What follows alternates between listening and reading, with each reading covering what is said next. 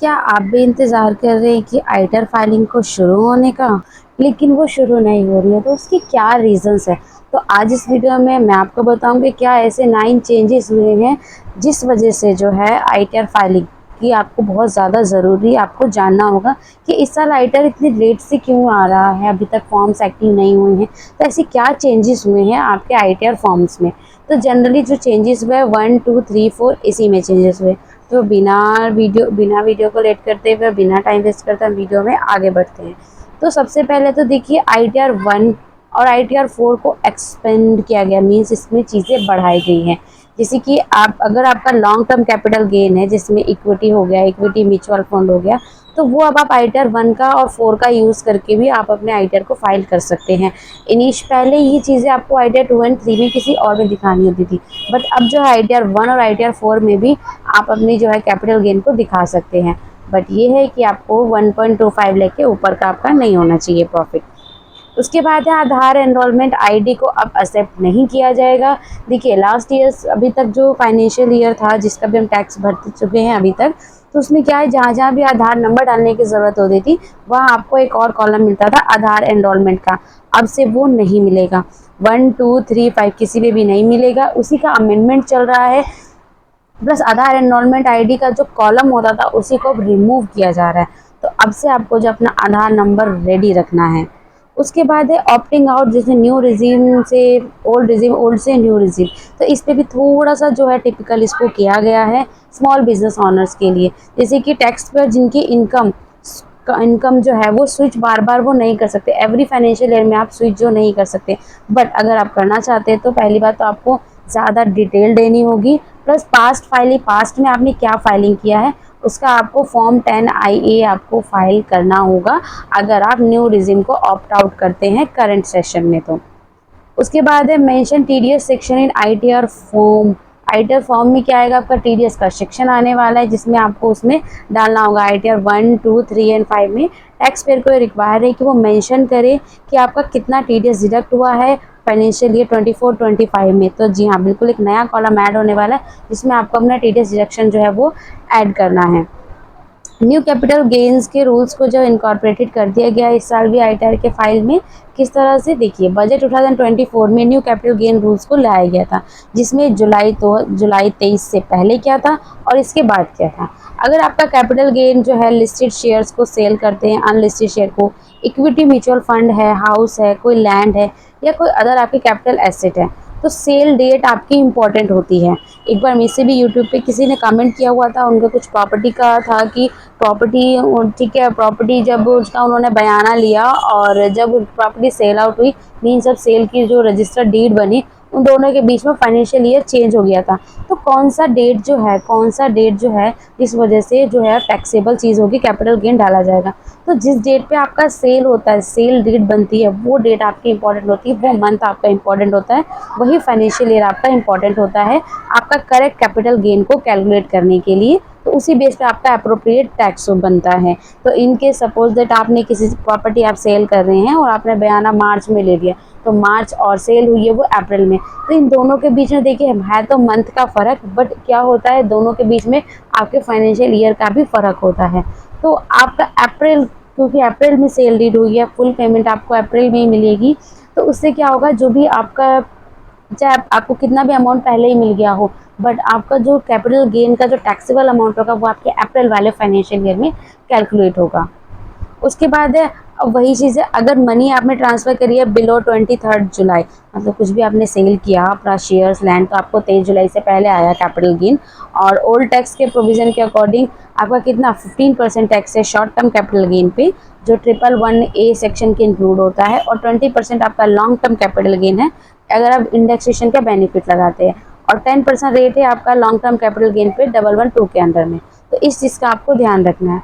Same वही बात, ये हमने बात की अगर आप 23 जुलाई से पहले की बात हुई ओल्ड टैक्स में, और अगर हम आफ्टर 23 जुलाई की अगर हम बात करें, न्यू टैक्स प्रोविजंस अप्लाई होते हैं उस पर, तो आईटीआर फॉर्म्स के रिक्वायर होता है कि डिस्क्लोज करेंगे आपका डेट ऑफ ट्रांसफ़र क्या है, सेपरेट रिपोर्टिंग इसकी होती है। आपको जब आप आईटीआर फाइल करेंगे आपको उसमें कई सारे कॉलम जो है उसमें दिखते हैं, ट्रांसफ़र कितना हुआ है आफ्टर 23 जुलाई के बाद, क्योंकि 23 जुलाई के बाद अलग आपका रूल लग जाता है। तो आपको प्रॉपर एप्लीकेशन रिवाइज टैक्स का जो है क्लैरिफाई करना है इंडेक्सेशन रूल के साथ।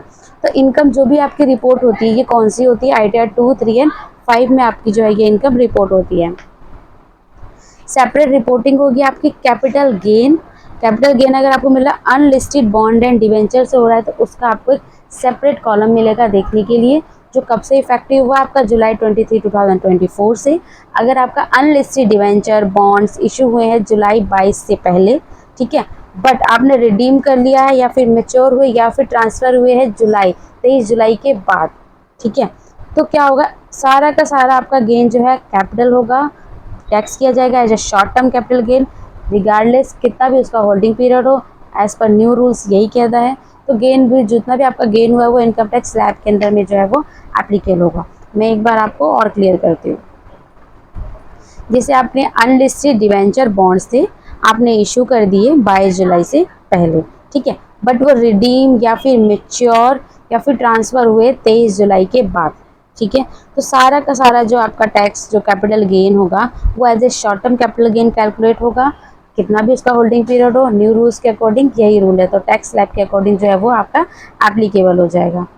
उसके बाद अगर आपकी मेच्योरिटी, रिडम्पशन और ट्रांसफ़र जुलाई 23 से पहले हो जाते हैं तो ये किस में क्लासीफाई किया जाएगा, लॉन्ग टर्म कैपिटल गेन में टैक्सेबल होगा ओल्ड प्रोविजन के अकॉर्डिंग।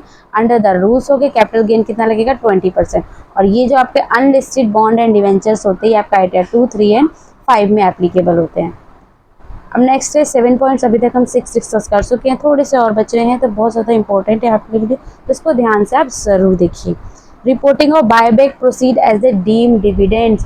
कई बार क्या होता है हम अपने शेयर बायबैक कर लेते हैं तो वो क्या माना जाएगा कि आपका ये डिविडेंड है। तो अक्टूबर 1, 2024 से कोई भी अमाउंट आप रिसीव करते हैं buyback of share of domestic listed company के लिए है, वो क्या कंसीडर होगा, डीम डिविडेंड आपका माना जाएगा हैंड्स ऑफ शेयर होल्डर।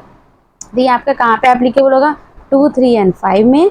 और इसको अमेंडमेंट किया जाएगा, शेयर होल्डर को जो है रिपोर्ट करना होगा कि उन्होंने बाय बैक प्रोसीड किया एज ए डिविडेंड इनकम। और कौन से सेक्शन में आपको जाना है, इनकम फ्रॉम अदर सोर्सेज में आपको जो है buy back proceed as a dividend income का आपको कॉलम मिलेगा, इनकम फ्रॉम अदर सोर्सेज में वहाँ पे आपको शो करना है। प्लस कैपिटल गेन का जो शेड्यूल है वहाँ पे फिर क्या दिखाएंगे, क्योंकि पहले ही कैपिटल गेन में जाता था, बट अब कैपिटल गेन में वहाँ पे आप क्या रिपोर्ट करेंगे, zero cell proceed of the cost of acquiring share. तो रिजल्ट क्या आएगा, कैपिटल लॉस। अगर आपको कैपिटल लॉस होता है तो वो आप नेक्स्ट ईयर में फॉरवर्ड भी कर सकते हैं, set of against other long term capital gain 8 सालों के लिए। नेक्स्ट 8 ईयर्स में आप अपना लॉस जो है वो फॉरवर्ड वो भी कर पाएंगे।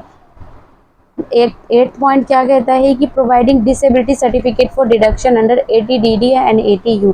जो डिसेबिलिटी सर्टिफिकेट के अंदर में जो डिडक्शन होता है सेक्शन 80DD और 80U के अंदर में, तो अक्टूबर 1, 2024 में क्या चेंजेस किए गए हैं इसमें,